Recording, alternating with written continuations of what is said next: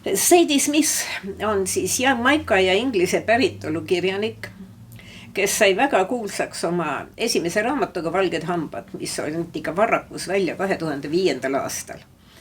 Ja ka see raamat Betis, sellest toimub tegevus paralleelselt nii viktoriaanlikul Inglismaal kui ka Jamaical, nii et mõlemad Sadie Smithi kodumaad on esindatud. Ja selle kohta on öeldud ka, et see on tema raamatutest võib-olla kõige humoorikam. See Betis, kellest juttu on ilmselt üks lihunik, kes on tulnud Austraaliast ja väidab, et ta on baroneti tiitli pärija. Aga samal ajal tegelikult vaadeldakse väga põhjalikult Briti kirjanduskultuuriringkondasid ja nende kõrval siis ka seda, mis toimub Jamaical.